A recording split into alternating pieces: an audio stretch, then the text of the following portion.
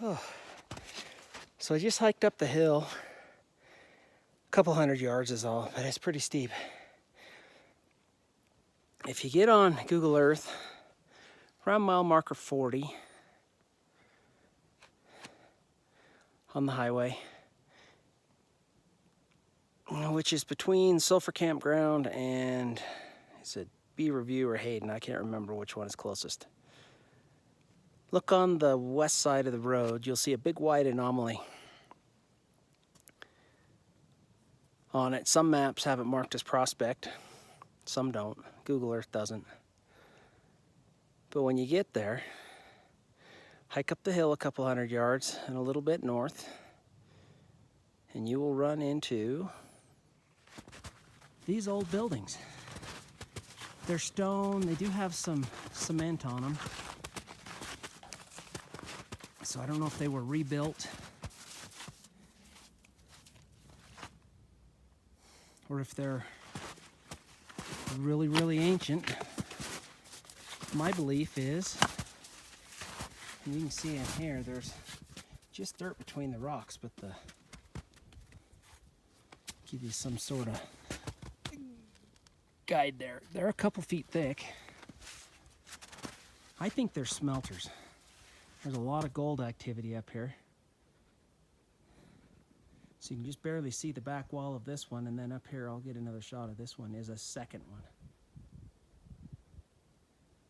And there's some big trees growing up in these, so these obviously they haven't been used in a lot of years. I'm not going to say Spanish era for the Uintas. It should be in the 1600s.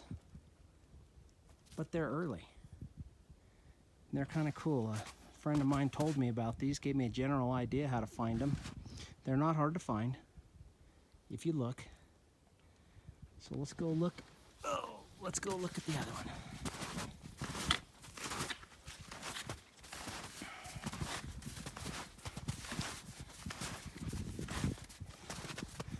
And you can see by the graffiti on the trees, lots and lots of people have been up here. It's not necessarily a secret. It's just one of those things you have to get more than 20 feet away from your car to find.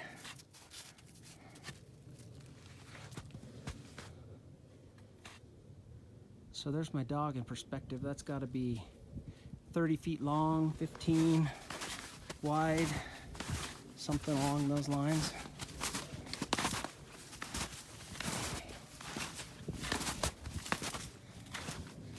And they have these little entrances that are about 2 foot square in them. Oh, and this one's good 10, 12 feet high. They're both similar in size. I've been up here in the summer. I've never been here in the winter. It's not super easy to get to. And of course it's covered up in here, but there's a 2.5, 3 foot diameter tree in here that's fallen down dead and rotted.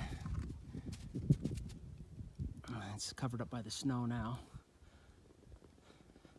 But that's a pretty good sized tree.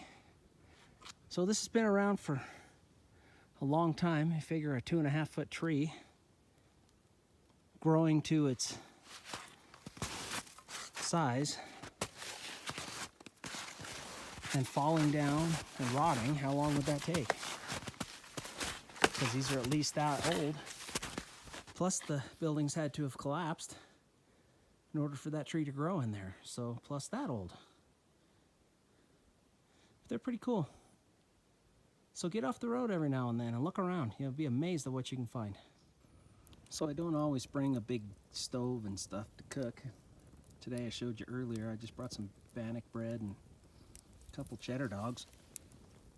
And they sure don't require much extra.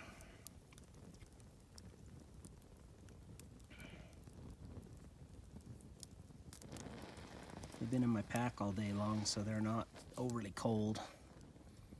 All I gotta do is heat them up, get the cheese melted inside. And then I save just a little bit of bannock, get all the grease and stuff off my fingers, and finish filling me up.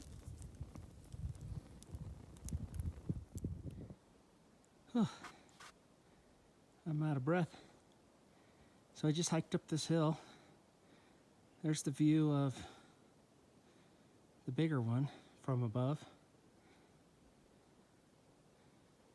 And then down there, that's the tallest wall of the other one. Now, I was up here last spring, and I don't know, water changes. I know it moves all the time. But this one over here had a spring in it that was coming out of it. So I don't know if they built it there because of that, or if it moved and showed up sometime past. So if anybody knows anything about these things more than I do, I'm just making wild guesses. Leave me a comment. I'd love to learn something. So I decided to hike all the way to the top of the hill. And Gold Hill is right behind us, where those rock ledges are. Oh, probably 10 years ago, my son and I summited Gold Hill up that way. But between the big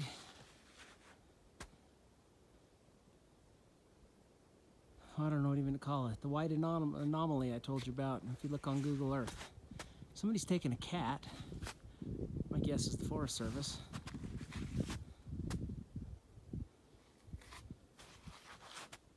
and covered all that up. And that's why there's rocks, there's nothing growing on it. And on my offline topographical map, the app that I have for my phone, it labels it as a prospect. And of course Gold Hill is behind us.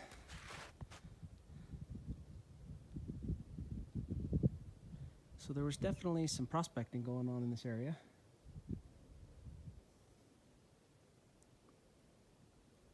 Which is why I believe those are smelters, some sort of thing being used to refine the gold after they're getting it out.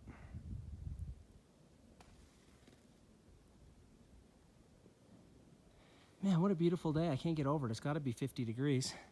I'll blind everybody here for a minute. I actually had to unzip my pants into the shorts mode. Get some air going. I was starting to die. Anyway, I'm going to walk back down the hill, see what else I can find along the way.